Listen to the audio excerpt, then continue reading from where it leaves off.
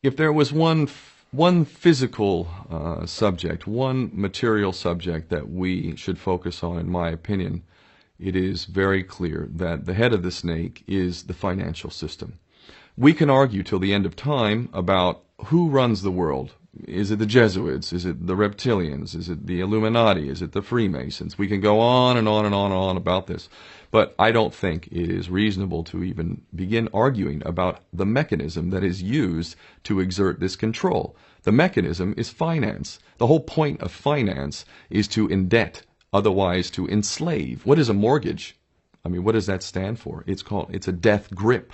So when you get a mortgage, you have a death grip held over you because you are in debt. You don't even own the house. The bank owns the house that loans you the money to buy the house, unless you're fortunate enough to have all the money to buy it outright. And even then, you can be taxed by the government, and if you fail to keep up with those taxes, the government can then take it from you. The whole system is based on a financial fraud which effectively takes the power that we have and it gives it to a tiny group of individuals who are running the world through the control of finance.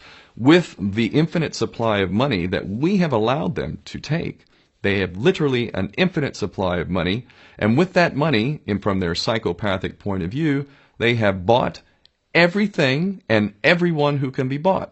So those of us who cannot be bought, because we operate on a level that goes way beyond the material, we are not rewarded for such behavior, we are punished for such behavior. And the most slovenly, disgustingly criminal, pedophilia, corrupt moral individuals, those are the ones that are rewarded in this system, which is upside down. We reward the pedophiles, we reward the corrupt, we reward the liars, we reward the people with no morals at all, and usually we compromise them under this system in terms of maybe a videotape. Maybe Barack Obama is gay. Maybe we have videotape of him having sex with another man, or perhaps some other acts that may be not so popular amongst many of the electorate.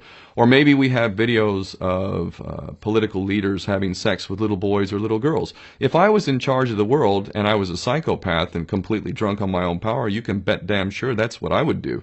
I wouldn't allow anyone in a position of power who wasn't completely compromised. When you have an infinite supply of money, you can do this. Take that supply of money away, take that power back, put it in the hands of the people, get rid of fractional reserve banking, which is an obscenity in itself. Listen to the lessons of Jesus Christ if you're a Christian who got really pissed off when he went to the temple and he saw what the money changers were doing.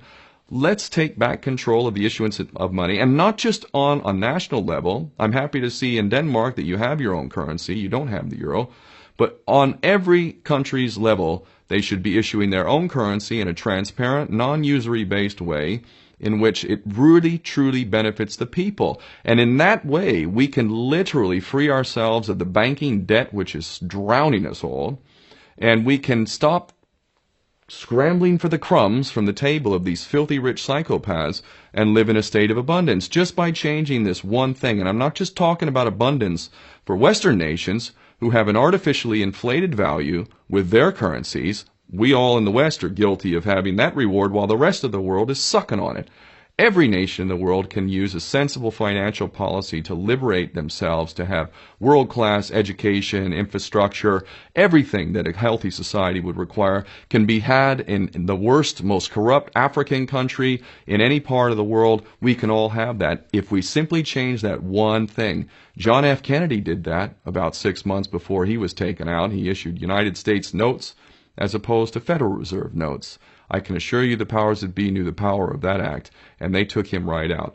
So the bottom line is, if we as people understand this very simple principle, just this one thing, change this one thing, we can solve every other problem you can name. I don't care what the problem is.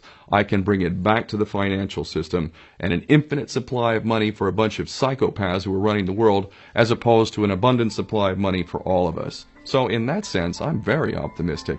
This is not rocket science. I am not the smartest guy in the room. We can all understand this. And as soon as we do, we can exercise the same power that we had, but relinquish, and we can have a future for ourselves and our children. There's a lot to be optimistic about, quite frankly.